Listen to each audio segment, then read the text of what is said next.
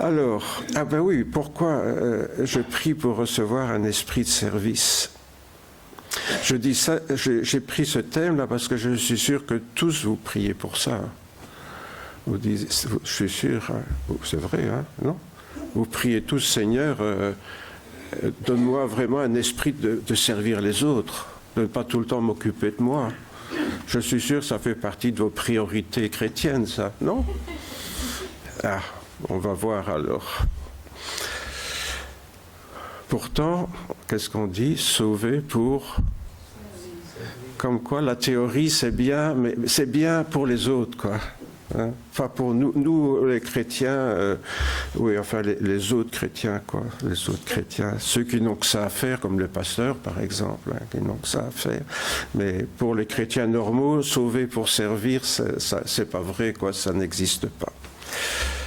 Je suis méchant quand même, hein, vous trouvez pas? Il sera temps que vous vous débarrassiez de moi. Hein. Et d'être fatigué, ça l'arrange pas, Roger. Bien, plus sérieusement, vous allez voir qu'en fait, c'est tous les cadeaux que Dieu nous a donnés pour ça que je voudrais partager avec vous ce matin. Parce qu'avant de parler de l'esprit de service, bien sûr, eh bien, il faut nous rappeler, bien sûr, notre motivation, qui est l'amour. Évidemment, je n'ai pas envie de servir des gens que je n'aime pas. Je vais peut-être le faire si je suis obligé, mais je n'aurai pas envie de servir des gens que je n'aime pas. Donc, la motivation, si je n'ai pas l'amour, c'est peut-être pour ça que je ne prie jamais le Seigneur pour servir les autres. Non? Est-ce qu'on aime vraiment les autres? Enfin oui, vous savez, il y a des chrétiens qui disent « moi j'aime tout le monde ». Ben oui, quand on aime tout le monde, on n'aime personne. Hein. C'est une manière de dire « je n'aime personne ». Et bien sûr, la deuxième chose, c'est les qualifications pour le service. C'est bien de faire les choses qu'on a envie ou qu'on ressent, mais ce n'est pas forcément ça que le Seigneur nous demande. Donc il nous a donné les charismes, hein, c'est-à-dire ce qu'on appelle aussi les dons spirituels. Hein. Charismata en grec.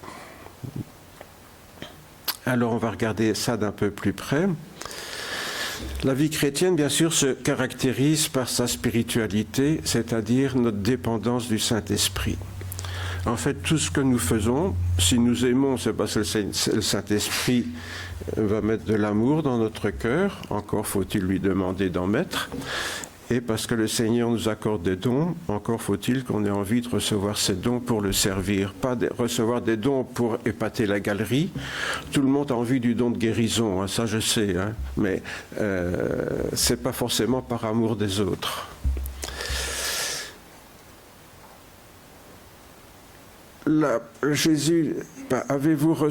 L'apôtre Paul va un jour à Éphèse rencontrer des disciples de Jean-Baptiste et leur pose cette question initiale et fondamentale: avez-vous reçu l'Esprit quand vous avez cru?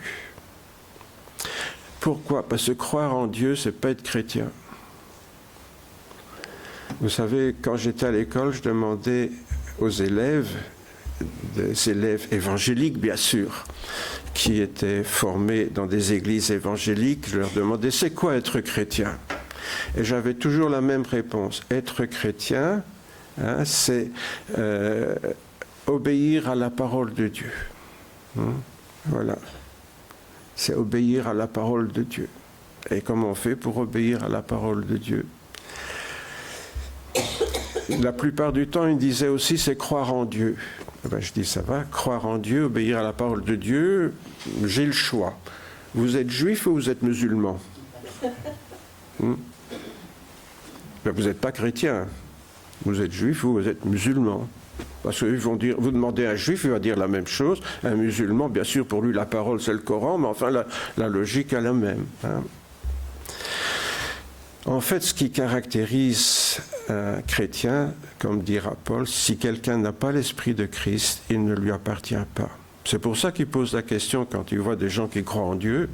C'est bien de croire en Dieu, mais est-ce que vous avez reçu l'Esprit Saint? Ah, pourquoi? Parce que ça, c'est au travers de Jésus qu'on reçoit l'Esprit Saint. Et puis alors, dans les Galates, Paul parlera encore du fruit de l'Esprit. à ne pas confondre avec les dons de l'esprit. Le fruit de l'esprit, c'est l'amour. C'est-à-dire quand on a l'Esprit de Dieu en nous, quel est le fruit qui se manifeste? C'est l'amour. Ça tombe juste parce que c'est la motivation qu'il me faut pour servir les autres. C'est pile poil. Donc si j'ai l'Esprit de Dieu, je vais avoir cet amour agapé qui est un amour désintéressé. Qui est un amour qui ne vise pas notre propre satisfaction, comme l'amour-passion, mais qui veut servir les autres. Et l'apôtre Paul, en propos des charismes, dira « Il y a un seul et même esprit qui distribue tous ses dons à chacun en particulier comme il veut. » Je ne les énumère pas ici, vous pouvez les retrouver là aussi dans les Éphésiens, etc. Il y a plusieurs passages qui nous donnent la liste des dons spirituels. Mais il nous rappelle que c'est, encore une fois, si l'amour agapé, c'est le fruit de l'esprit, les charismes ou les dons du Saint-Esprit, c'est le Saint-Esprit qui nous les donne comme il veut, nous dit Paul. Et en plus, s'il nous les donne, c'est pour l'utilité commune. Voilà. Donc ça, je dirais, c'est la base, l'amour et les dons pour servir. S'il me manque l'un ou l'autre de ces deux choses-là, je ne peux pas servir. D'où la nécessité du thème de ce matin. Est-ce que je prie pour avoir cet esprit de service? Autrement dit, pour avoir l'amour agapé, l'amour désintéressé, l'amour tourné vers les autres, et les dons, les capacités que le Saint-Esprit donne pour le servir selon sa volonté. Alors, dès lors, la question qui se pose à moi, c'est dans quel esprit dois-je vivre l'amour de Dieu et la pratique des charismes? Et ce matin, c'est plutôt dans quel esprit je vais faire tout ça, aimer et servir. Vivre l'amour de Dieu, la pratique de mes dons, avec un esprit de foi. Pourquoi? Car l'Esprit Saint qui est en moi est aussi un esprit de foi. De foi, c'est-à-dire de confiance en Dieu, dans le Seigneur Jésus, dans l'esprit qu'il nous donne. Comme nous avons le même esprit de foi qui est exprimé dans cette parole de l'Écriture, j'ai cru, c'est pourquoi j'ai parlé. Nous aussi nous croyons, et c'est pour cela que nous parlons, sachant que celui qui a ressuscité le Seigneur Jésus nous ressuscitera aussi avec Jésus et nous fera paraître avec vous en sa présence. Bien sûr, on le voit, cet esprit de foi, il porte sur la personne et l'œuvre de Jésus et sur les conséquences pour notre vie, qui est la résurrection future. Un esprit de foi. On parle toujours du Saint-Esprit, mais ça c'est un aspect du Saint-Esprit, un esprit de foi. Car nous parlons de la Bible, du Seigneur Jésus, du salut, donc les autres chrétiens doivent ressentir qu'étant unis par une même foi, nous sommes en communion d'esprit et de pensée avec eux. C'est ça, cet esprit de foi qui nous unit. Bon, nous ne sommes pas parfaits, mais vous avez peut-être expérimenté, j'en ai souvent parlé parce que c'était quelque chose qui nous a frappé, Françoise et moi. Souvent, quand on arrive quelque part, on reconnaît les chrétiens. À quoi? Je ne sais pas. Moi, j'appelle ça la reconnaissance du sang. On est de la même famille. Vous voyez? Pourquoi? Parce que ce qui fait qu'on est chrétien, c'est la présence du Saint-Esprit en nous. Et quand on rencontre quelqu'un qui a aussi le Saint-Esprit, il y a quelque chose qui se passe. C'est difficile à définir. C'est ce qu'on appelle la communion en Christ. Et cet esprit de foi, il vient de notre foi commune, parce que nous partageons la même foi. Et ça, c'est quelque chose d'important si on veut servir les autres. C'est de réaliser qu'on fait partie de la même famille. C'est le même sang qui coule dans nos veines, si je veux dire spirituellement. Bien sûr, c'est une image, c'est le Saint-Esprit. Vive l'amour de Dieu et la pratique de mes dons, puisque c'est les deux choses nécessaires, avec un esprit de grâce, car l'esprit qui est en moi est un esprit de grâce. De quel pire châtiment pensez-vous, nous dit l'auteur de l'Épître aux Hébreux, sera jugé digne celui qui aura foulé aux pieds le Fils de Dieu, qui aura tenu pour profane le sang de l'alliance par lequel il a été sanctifié, et qui aura outragé l'esprit de la grâce. L'esprit de la grâce, c'est quoi la grâce? Vous vous rappelez, c'est quand Dieu nous sauve alors qu'on ne méritait rien. Ça, quand on gracie un condamné à mort, il est condamné à mort, et puis le président de la République ou le roi ou je ne sais pas qui, moi qui a ce pouvoir-là, va dire je suis de bonne humeur, aujourd'hui je vais le gracier. Allez. Voilà. Ma femme a été très gentille avec moi cette nuit, donc je suis de bonne humeur, je vais gracier ce méchant parce que voilà. Est-ce qu'il a mérité quelque chose? Non, s'il est condamné à mort, c'est parce qu'il le mérite. Mais il est gracié, pourquoi? Gratuitement, comme ça, par pure bonté, un geste gratuit de bonté. L'esprit de la grâce, est-ce que nous sommes conscients que nous avons reçu, été graciés? Pourquoi? Parce que c'est très difficile de servir les autres si je me sens au-dessus d'eux. Mais si je me sens un pécheur, alors il n'y a personne qui va me rebuter. Vous voyez? Souvent, on veut bien servir ceux qui sont au-dessus de nous, mais pas ceux qui sont en dessous. Alors, si on considère qu'en tant que chrétien, on est mieux que les autres, on n'a pas envie de les servir. Vous voyez? C'est pour ça que sans cesse, il faut se rappeler que nous sommes des pécheurs sauvés par grâce, mais nous restons des pécheurs et nous n'avons pas fanfaronné si nous sommes pardonnés. On n'a rien fait pour être pardonnés. Si nous sommes pardonnés, c'est la pure grâce de Dieu. Nous pouvons lire l'Évangile comme le récit fondateur de la religion, mais ce qui reste une information objective. Vous voyez, je peux considérer quand je lis l'Évangile, ah oui, c'est bien, oui, j'ai tout compris la théorie, voilà, mais je ne me sens pas concerné. On peut tout comprendre de l'Évangile, vous savez. Si on est un peu intelligent et qu'on lit les Évangiles, qu'on lit les Épîtres, avec un peu de bon sens, oui, on peut comprendre le contenu de l'Évangile. Quand l'apôtre Paul explique que Jésus, alors qu'on était des pécheurs, est mort pour nos péchés, oui, ça on comprend. Intellectuellement, à moins d'être, bien sûr, un peu arriéré, mais enfin, c'est pas votre cas. Donc, n'importe qui peut comprendre ça. Mais le vivre, c'est autre chose. Vous voyez. Et si on expérimente la grâce de Dieu, alors ça, c'est autre chose. Par contre, si je considère que j'en ai pas eu vraiment besoin pour être chrétien, je blasphème contre l'Esprit Saint. J'outrage l'Esprit de la grâce. Vivre l'amour de Dieu et la pratique de mes dons, c'est aussi un esprit de sainteté. L'Esprit Saint. Alors, ça, on connaît ça, c'est le mot qu'on utilise le plus, le Saint-Esprit, l'Esprit Saint.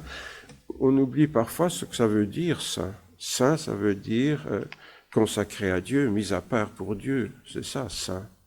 C'est pas saint avec une auréole, Ça, c'est une idée catholique d'appeler les gens comme ça des saints.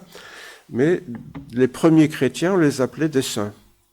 Le mot chrétien, il est venu plus tard, mais au début, on les appelait ou les disciples, ou ceux de la voie du Christ, je suis le chemin, la vérité et la vie, ceux de la voie, ou les saints.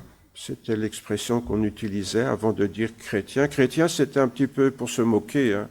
Vous savez, c'est comme si on disait les chrétiens ici, qui sont là ce matin, c'est les lefévriens, vous voyez. Ouais, on a dit chrétiens comme ça, c'est les disciples du Christ, vous voyez, un peu pour se moquer. Mais les chrétiens acceptaient le mot. Bon, tout ça pour dire que nous sommes saints, si nous avons l'Esprit Saint. L'évangile de Dieu donc concerne son Fils Jésus-Christ, notre Seigneur, né de la descendance de David, selon la chair, et déclaré Fils de Dieu avec puissance, selon l'Esprit de sainteté, par sa résurrection d'entre les morts. Si Jésus est ressuscité des morts, il a démontré par là son caractère tout à fait particulier, que Dieu l'avait mis à part en tant que fils de Dieu pour notre salut, pour que nous puissions à notre tour hériter de cette sainteté. Est-ce que vous réalisez que vous êtes saint? Vous pensiez peut-être qu'il fallait attendre d'être mort pour être saint. Mais non, déjà maintenant. D'ailleurs, l'apôtre Paul le dira ailleurs, déjà vous êtes saint. Pourquoi? Parce qu'en Christ, nous sommes mis à part avec lui, si je suis uni au Christ. Ce passage qui est trinitaire donc me rappelle que je suis témoin du Fils de Dieu, et qu'en moi habite l'Esprit de Dieu, l'Esprit Saint. C'est ce qui va me caractériser en tant que chrétien, cet esprit qui est en moi et qui me met à part. À part pourquoi? Pour le service, bien sûr. Mais en Jésus-Christ, de la même façon que Jésus nous a donné un exemple en lavant les pieds de ses disciples, il a dit, voilà, je vous ai donné un exemple afin que vous fassiez de même. Puis à la parabole du bon samaritain, enfin il y a beaucoup d'enseignements dans la Bible. Mais donc la sainteté, elle vise une mise à part pour un service particulier. Alors je dis quel privilège, mais aussi quelle responsabilité. Vous savez, dans la vie chrétienne, tous les privilèges impliquent aussi une responsabilité. Pourquoi? Parce que le Seigneur ne nous a pas donné un chocolat pour qu'on le mange tout seul dans notre coin en égoïste, il nous l'a donné pour qu'on partage avec les autres. Et voilà, c'est ça notre responsabilité. On reçoit, mais on reçoit pour donner. Vive l'amour de Dieu et la pratique de mes dons, quatrième chose, selon l'esprit d'adoption. Car l'Esprit Saint qui est en moi est aussi un esprit d'adoption. Je suis en train de vous faire remarquer tous les cadeaux qu'on reçoit quand on reçoit l'Esprit Saint. Ça, c'est déjà le quatrième, on va le voir tout de suite. Vous n'avez pas reçu un esprit de servitude pour être encore dans la crainte. Je dis, tiens, un esprit de service, c'est pas un esprit de servitude. Non, ce servitude, c'est synonyme d'esclavage ici. Pour être encore dans la crainte. Pourquoi? Parce que dans l'Ancien Testament, les Juifs étaient sauvés par leurs œuvres et ils n'étaient jamais certains d'en faire assez. C'est le cas de certains chrétiens dans certaines églises aujourd'hui. Ils croient que c'est à force de bonnes œuvres qu'ils vont être sauvés, mais alors ils ne sont jamais certains d'en avoir fait assez pour aller au ciel.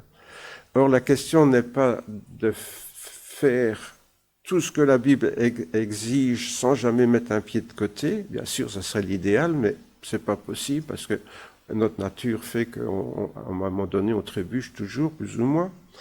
Mais ce qui fait le chrétien, c'est qu'il est un enfant de Dieu. Il a été adopté. Alors ça, c'est une bonne nouvelle. Pourquoi? Parce que si Dieu m'a adopté au travers de Jésus, son Fils, si Dieu m'a adopté, c'est pour toujours.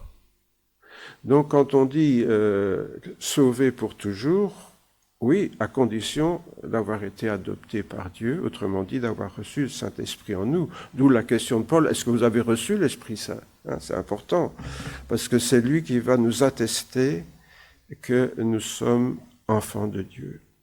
Autrement dit, lorsque le Saint-Esprit est en nous, il nous aide à reconnaître l'Esprit de Dieu quand nous rencontrons le Père et quand nous rencontrons d'autres personnes. Étant des fils et des filles adoptés par Dieu, nous savons que nous n'avons plus à notre inquiéter pour notre salut éternel. Alors de quoi je dois m'inquiéter? De mon service, bien sûr. De mon service. Le salut, je sais que j'irai au ciel. Maintenant, en fonction de mon service, j'aurai des récompenses ou j'en aurai pas. L'apôtre Paul parle que certains seront sauvés comme à travers du feu, selon que leurs œuvres seront brûlées ou subsisteront. Mais lorsqu'on est adopté, on est sûr que maintenant on est un enfant de Dieu, donc un jour on le rejoindra dans la gloire. Et si je suis pas parfait, Dieu s'est fait une raison. C'est pas parce que nos enfants ne sont pas parfaits qu'on va les jeter. Oui, je sais que parfois il y a des familles, tu n'es plus mon fils, sors d'ici, je ne te connais plus. il y a quand même des choses qu'on regrette un jour dans certaines paroles un peu sous le coup de la colère, hein, mais on sait que nos enfants, quoi qu'ils fassent, ils resteront toujours nos enfants. Notre adoption donc est une grâce imméritée que Dieu nous a accordée et nous n'avons donc pas à nous en glorifier comme d'un mérite personnel qui nous rendrait supérieurs aux autres. Encore une fois, cette adoption par le Père, qu'est-ce qu'il faut faire pour être adopté? Voilà, il y a des orphelins, puis on va en adopter un. Qu'est-ce qu'il a fait pour être adopté? Rien. C'est Dieu qui l'a adopté. Et dans notre cas, si nous sommes adoptés, c'est en Jésus. Donc, dès le moment où nous croyons en Jésus, nous devenons son frère ou sa sœur. Et comme on est le frère ou la sœur du Fils de Dieu, on est quoi? Si je suis le frère ou la sœur du Fils, ben, je suis aussi un enfant adopté, mais un enfant quand même. Oui. C'est pas des beaux cadeaux tout ça qu'on reçoit en recevant le Saint-Esprit?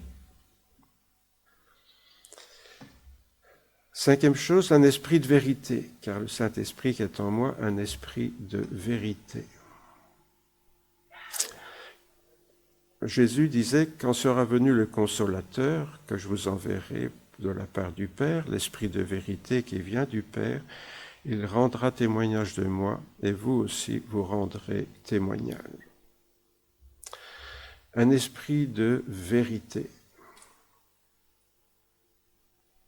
Dire la vérité. Témoigner de la vérité. C'est ça. On est au tribunal et le témoin dit, voilà, jurez-vous de dire toute la vérité, rien que la vérité. Ça, c'est ce qu'on demande à un témoin. Et si nous sommes des témoins du Seigneur, eh bien c'est pour parler de la vérité. Quelle vérité? Celle que nous croyons. Quand je crois quelque chose, est-ce que c'est la vérité?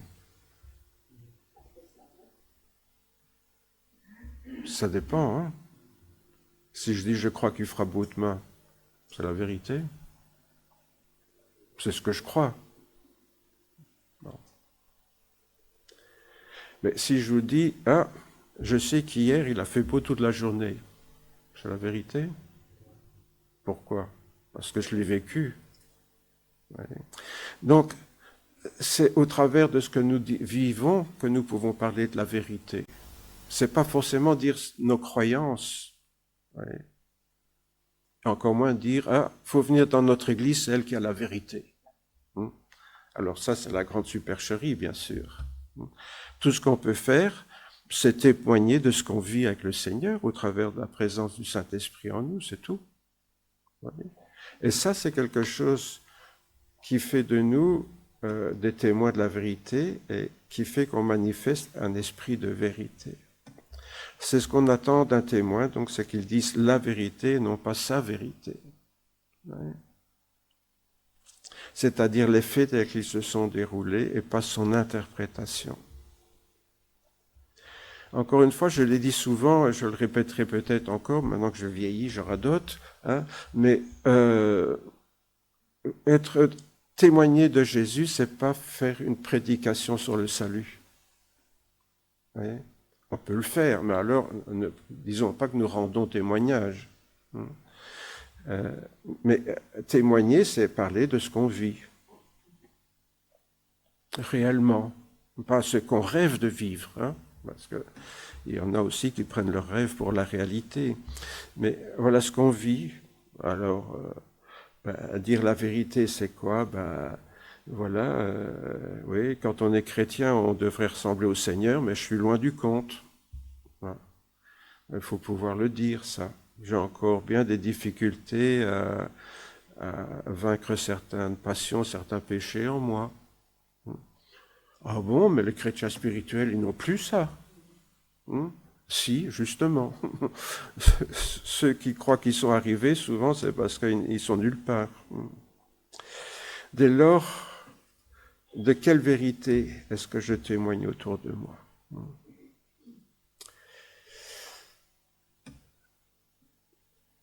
Pratiquer donc l'amour et les dons avec un esprit de prophétie. Oh là là! Un esprit de sagesse, de révélation. C'est dans l'Apocalypse, Jean qui a une vision, je tombais aux pieds de l'ange pour l'adorer, mais elle me dit, garde-toi de le faire, je suis ton compagnon de service et celui de tes frères. Donc, vous vous rappelez l'histoire, Jean a une vision, il voit un ange, et je sais pas, il croit que c'est Dieu, il veut le prosterner, il lui dit, non, garde-toi de te prosterner devant moi, moi je suis une créature comme toi, je suis ton compagnon de service, mais on n'adore que Dieu, Donc, je suis ton compagnon de service, c'est intéressant ça, compagnon de service, et celui de tes frères qui ont le témoignage de Jésus. Adore Dieu, car le témoignage de Jésus est l'esprit de la prophétie. Le témoignage de Jésus est l'esprit de la prophétie. Alors, ça, c'est un autre témoignage, c'est ce que Jésus a fait pour nous. Parler de ce que Jésus a fait pour nous. C'est pas des choses pratiques, c'est des choses que j'ai réalisées dans ma vie, que Jésus a fait pour moi. Je ne suis peut-être pas encore totalement au bénéfice de tout ce que Jésus a fait pour moi, mais je peux témoigner, voilà, je sais que Jésus a fait ça pour moi. Il a donné sa vie sur la croix pour que j'aie mes péchés pardonnés. Et voilà, je peux témoigner que quand je viens à lui, que je lui demande pardon, il me pardonne. Malheureusement, je recommence souvent et je dois souvent revenir et j'ai honte. Rappelez-vous, dimanche passé, la honte de devoir revenir au pied du Seigneur, lui redemander pardon. Et des catholiques qui me disent parfois, ah ben vous avez facile, nous on doit se confesser au prêtre, on est gêné, mais vous vous arrangez avec Dieu directement, c'est facile ça. Et je leur dis, vous savez, c'est tout le contraire, c'est bien plus difficile. Du moins si on est sincère. Si on a pleuré devant le Seigneur sur son péché tellement on était honteux, qu'on a dit Seigneur plus jamais, plus jamais. Vous savez, parfois on est comme des ivrognes, on jure plus jamais, puis le lendemain on recommence, ou le surlendemain, mais enfin, voilà. Donc, mais on peut témoigner de ce que Jésus fait pour nous. Il y a témoigne de ce que je fais, mais aussi témoigne de ce que Jésus fait pour nous. Savez-vous que vous étiez les gardiens de la prophétie? Ah, mais je croyais que la prophétie, c'était prédire l'avenir. Non, la prophétie, c'est parler de la part du Seigneur. C'est tout. Si vous regardez les prophéties dans l'Ancien Testament, oui, il y a bien quelques prophéties qui annoncent l'avenir, mais la plupart du temps, qu'est-ce qu'ils font les prophètes? Ils enguirlandent le peuple d'Israël, et ce n'est pas des choses pour plus tard, c'est des choses pour tout de suite. Donc, prophétiser, c'est parler de la part du Seigneur. Savez-vous que vous êtes prophète? Ah, ben oui. C'est chaque fois que vous apportez une parole de la part du Seigneur pour dire ce qu'il a fait pour nous, vous prophétisez. Vous parlez de la part du Seigneur par l'Esprit Saint qui est en vous. Vous savez, on a tendance à idéaliser un petit peu tous ces mots un peu spéciaux dans la Bible comme des choses extraordinaires. C'est des choses toutes simples. C'est des choses toutes simples. Que n'importe qui peut faire quand il a l'Esprit de Dieu en lui, bien sûr. Car en accueillant l'évangile de Jésus, vous avez accueilli le témoignage de Jésus. C'est lui le témoin fidèle. Celui qui a accompli tout le plan de son Père en notre faveur. Et ce témoignage, nous l'avons accueilli parce que nous en avons bénéficié et nous pouvons en parler. La parole du Seigneur. Encore une fois, il faut la présenter pour ce qu'elle est. Voilà ce que le Seigneur a fait pour nous, voilà ce que le Seigneur nous a enseigné. Qu'est-ce qu'il fait l'apôtre Paul lorsque il parle de la Sainte Seine? Il dit « Car j'ai reçu du Seigneur ce que je vous ai enseigné. » J'ai reçu du Seigneur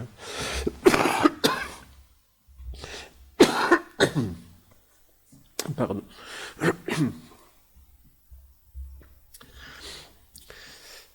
Septièmement, vivre cet amour et cette pratique avec un esprit de douceur. Ah, c'est tout moi ça. Demandez à Françoise.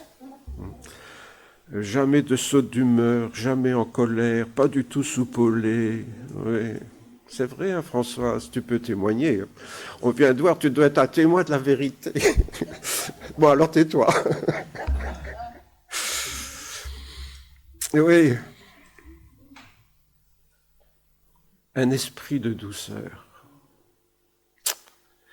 L'Église du Seigneur est bien sûr constituée d'êtres humains qui sont encore bien imparfaits. Enfin, je parle pour moi, encore une fois, vous, je ne sais pas. Mais en tout cas, il ne faut donc pas s'étonner des imperfections. Vous savez, une Église, c'est quoi? C'est un ensemble de personnes imparfaites qui ont compris certaines choses avec le Seigneur, qui ont reçu l'Esprit Saint et qui essayent d'avancer tant bien que mal avec la grâce du Seigneur, mais qui sont en route, mais qui ne sont pas encore arrivés. Autrement dit, des gens imparfaits. Eh bien, il faut accepter ça. Ce n'est pas toujours facile. Hein. Souvent, on pense qu'une église chrétienne, elle devrait être parfaite. Mais comment voulez-vous faire une église parfaite avec des chrétiens imparfaits? C'est pas possible. Frère, si un homme vient être surpris en quelque faute, vous qui êtes spirituel, redressez-le avec un esprit de douceur. Prends garde à toi-même de peur que tu ne sois aussi tenté. On doit veiller les uns sur les autres, mais sans aucun esprit de supériorité, c'est-à-dire sans moraliser. Beaucoup de chrétiens confondent le spirituel et la morale. Il n'y a pas besoin d'être chrétien pour avoir une bonne morale. Et je dirais même que beaucoup de gens qui ne sont pas chrétiens ont une meilleure morale que certains chrétiens. Et j'en ai connu souvent, dans les deux cas. Donc, la morale, c'est une chose, et en tant que chrétien, on n'est pas là pour faire la morale aux autres. C'est simplement en parler avec un esprit de douceur. C'est-à-dire partager ses propres luttes et voir comment le Seigneur m'a aidé pour lui dire que si ça a marché pour moi, ça peut marcher aussi pour lui. Et l'encourager, pas l'enfoncer. C'est tout à fait différent, bien sûr. Vous savez, c'est pour ça que pour s'occuper des drogués, il faut souvent des ex-drogués. Parce que des gens comme moi, ils auront du mal de se mettre à leur niveau. Et c'est vrai, je confesse que je risque fort d'avoir toujours un esprit de supériorité parce que moi, je ne suis pas tombé là-dedans. Vous voyez? Et ça, évidemment, ça conduit souvent à moraliser. Fais un effort, ressaisis-toi. T'es un homme quand même, faut pas te laisser, etc. Vous voyez, on vient, on tape sur le clou, on les enfonce davantage. Alors je ne suis pas dans l'Église pour juger mes frères et mes sœurs, mais pour les aider à progresser avec un esprit de douceur. Parce que c'est quoi redresser quelqu'un qui est tombé dans le péché? C'est l'aider à avancer, à se relever, à avancer. S'il est tombé, il faut le relever et pas mettre son pied dessus. Vous savez ce qu'on dit de l'Église? C'est la seule armée qui... L'Église chrétienne, c'est la seule armée qui achève ses blessés. Je répète, l'Église chrétienne est la seule armée qui achève ses blessés.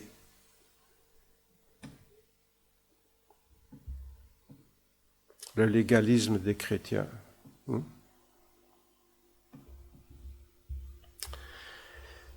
Huitièmement, un don selon l'esprit de vie.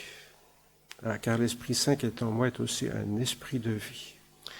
Il n'y a donc aucune condamnation pour ceux qui sont en Christ de Jésus, qui ne marchent pas selon la chair, mais selon l'Esprit.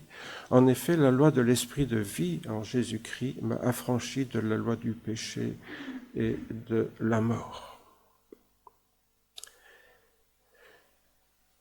Bien souvent, on parle de la mort de Jésus sur la croix pour le pardon de nos péchés. On est d'accord. Je suis d'accord aussi avec ça. Bien.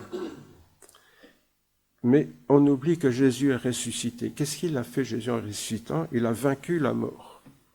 Quand je m'approprie la résurrection de Jésus, que je suis associé à la résurrection de Jésus spirituellement, je ne vais pas ressusciter là tout de suite si je meurs physiquement, hein, mais on parle de la résurrection intérieure là. Cette résurrection intérieure me donne la victoire sur le péché. Donc, si Jésus est mort pour que mes péchés soient pardonnés, il est ressuscité pour me donner la victoire sur ce péché. Or, à force de toujours s'arrêter à la mort de Jésus pour mon péché, on oublie qu'il est ressuscité et que je suis pas obligé de rester prisonnier de ses péchés. Je peux, de la même façon que je place comment je me l'approprie ça? Ben, je place ma foi dans la mort de Jésus pour être pardonné, c'est ça, je place ma foi. Mais est-ce que je peux placer ma foi dans la résurrection de Jésus? Pourquoi croire que Jésus veut me ressusciter aussi spirituellement? Et alors avoir la victoire sur ce qui me tient esclave et qui m'a servi. Je dois donc apprendre à me voir tel que je suis en Christ, non plus mort dans mes péchés, mais vivant par sa rédemption. Le jour de mon baptême, qu'est-ce qui s'est passé? On m'a plongé dans l'eau, c'est le symbole d'un enterrement, hein? On enterre le vieil homme, le vieux Roger, et lorsque Roger est sorti de l'eau, il est ressuscité symboliquement avec Christ. Mais cet acte symbolique n'a pas de sens, il ne correspond pas à une réalité. Pourquoi est-ce qu'on attend qu'un enfant soit adolescent ou adulte pour le baptiser et qu'on ne baptise pas les bébés? Parce que il faut que ce baptême témoigne de quelque chose. Autrement dit, lorsque je baptise quelqu'un, je dis toujours je te baptise sur ta profession de foi. Je lui demande, est-ce que tu as accepté Jésus comme ton sauveur? En général, on me répond oui. Hein? C'est trop tard, il est déjà dans l'eau. Hein?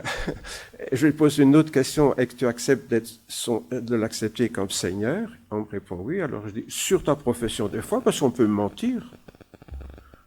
On peut mentir. Donc, moi, je baptise sur la profession de foi. Enfin, tout le monde fait ça normalement. Hein. On baptise sur la profession de foi. Évidemment, je ne peux faire ça qu'avec des gens qui sont conscients, donc des adolescents, ou si c'est des bébés ou des petits-enfants, ça n'a pas beaucoup de sens, parce qu'ils savent pas vraiment s'engager, savoir ce qu'ils font. Mais donc, voilà, autrement dit, là, j'ai témoigné par mon baptême que je participer pas seulement à la mort de Jésus pour mes péchés, mais à sa résurrection pour avoir la victoire sur mes péchés. Sinon, comment pourrais-je être témoin de ce que je ne vis pas, hein, moi-même à travers la conviction qui me vient de l'esprit de vie? Cet esprit de vie, donc, il est aussi essentiel pour le service. Pourquoi? Parce que si je me sens prisonnier, esclave, avec des chaînes et des boulets aux pieds, je me sentirai toujours incapable d'aller servir les autres. Il n'y en a plus que 2, vous savez. Mais il y en a encore 2, il faudrait dire, parce que c'est tout des cadeaux. Avec un esprit de sagesse et de révélation, car l'esprit est en moi, est un esprit de sagesse et de révélation. Tout ça en moi. Est-ce que vous avez déjà réalisé qu'en recevant le Saint-Esprit, vous avez tout ça? Que le Dieu de notre Seigneur Jésus-Christ, le Père de gloire, nous donne un esprit de sagesse et de révélation dans sa connaissance. Un esprit de sagesse et de révélation dans sa connaissance. Pourquoi qu'il faut un esprit de sagesse et de révélation dans la connaissance de Dieu? Parce que personne ne peut connaître Dieu. Comment il est Dieu? On n'a même pas l'idée à quoi il ressemble. Dieu, il est en dehors de notre espace et de notre temps. On ne sait pas ce qui existe là, en dehors. L'espace et le temps, il a commencé avec le Big Bang, là, vous savez ça. Maintenant, enfin, tout le monde le sait, je crois maintenant.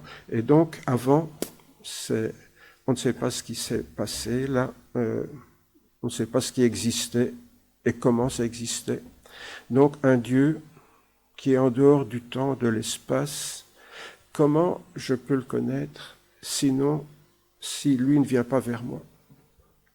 Je prends souvent cette image que j'ai prise avec les enfants, c'est comme une roue de vélo avec le moyeu et les rayons. Là, Alors, si je veux chercher Dieu, qui est dans l'infini, c'est comme si je pars des rayons qui se prolongent, et ça se prolonge à l'infini. J'essaye un autre, pareil, il se prolonge à l'infini.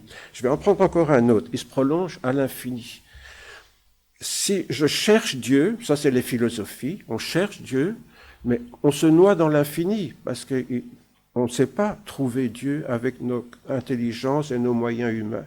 La seule manière de connaître Dieu, c'est le contraire. C'est que Dieu qui vienne vers le moyeu, qui est moi, le moyeu de la roue de vélo, là. Alors là, il va se révéler à moi. C'est ça la révélation. La révélation, la sagesse de Dieu. Et comment il nous révèle ça? Par son Esprit Saint. Vous savez, ceux qui ont fait l'expérience, ils ne savent pas l'expliquer vraiment. Mais tout d'un coup, Dieu devient une évidence. Une évidence. On ne sait pas démontrer que Dieu existe, c'est impossible.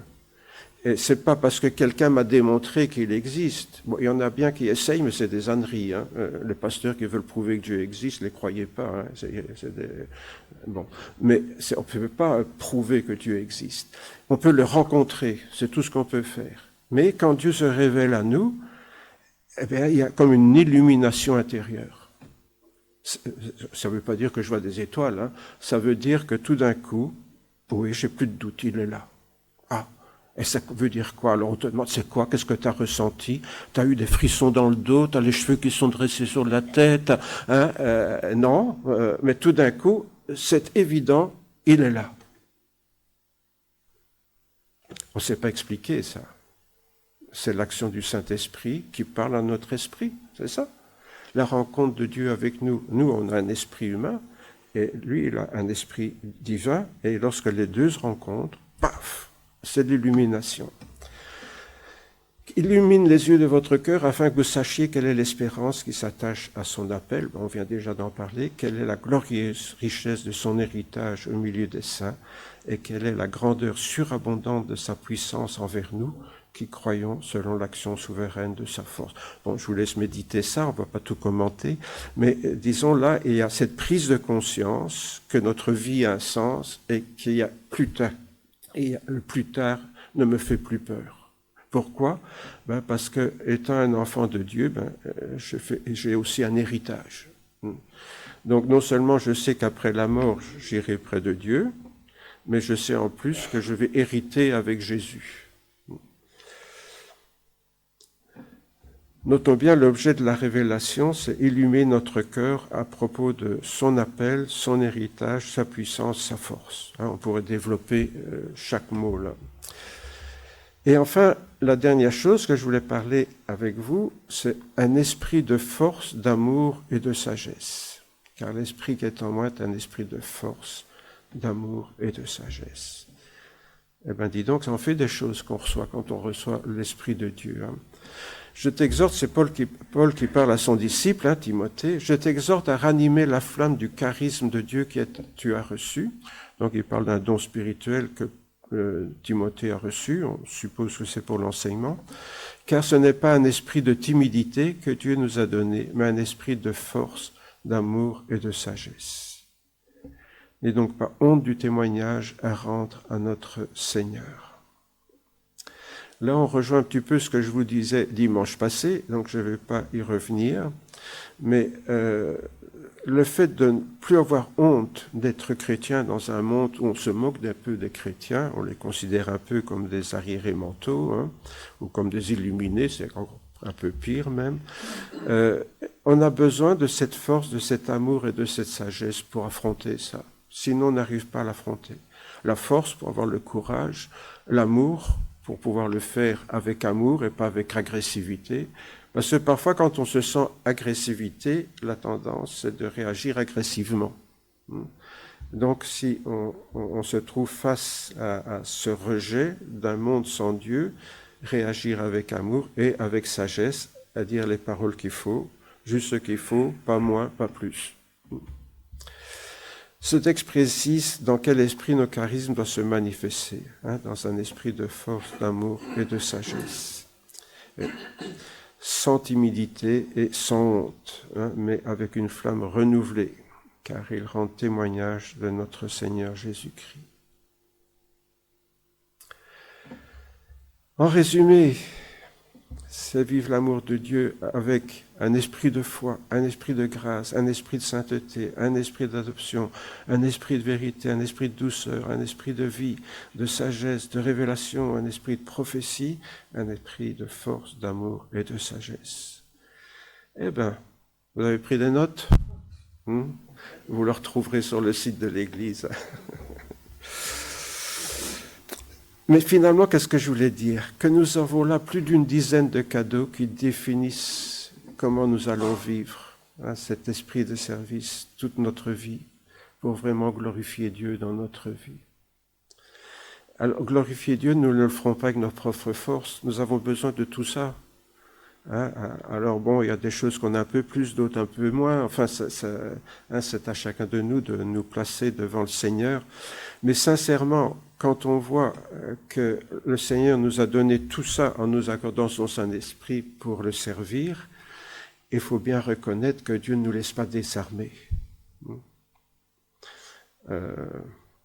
Je connais un frère qui disait un jour, si Dieu nous demande de déplacer un monticule de terre, il ne nous donne pas de petite cuillère, il nous donne un bulldozer. Le bulldozer, je viens de vous le montrer. Voilà, c'est ça le bulldozer, pour servir le Seigneur. Nous, on joue avec notre petite cuillère, là, parce qu'on n'a pas mesuré le bulldozer que le Seigneur nous a donné. Quoi que vous fassiez en parole ou en œuvre, faites tout au nom du Seigneur Jésus, en rendant grâce par lui à Dieu le Père. Quoi que vous fassiez, faites tout pour la gloire de Dieu. Une dernière recommandation. Le psaume 6, là, c'est une erreur. C'est donc en faisant tout au nom du Seigneur Jésus que nous lui rendrons vraiment témoignage. En fait, tout cela se résume en deux mots. C'est aimer et servir. C'est les deux mots clés que nous avons partagés. Et je vous ai mis cette petite image du bon samaritain qui nous rappelle l'amour dans le service. Je vous invite à prier.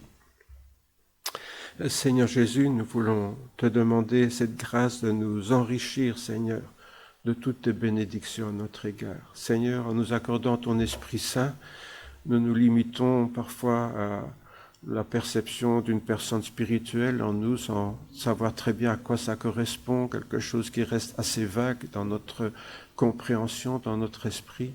Seigneur, ta parole nous rappelle ce matin toutes les richesses qui nous sont accordées au travers du don de l'Esprit que tu nous as fait, Seigneur, quand nous sommes devenus chrétiens. Oui, Seigneur, tu nous as donné cette capacité de pouvoir te servir avec amour et tu nous as donné tout ce qu'il fallait pour cela.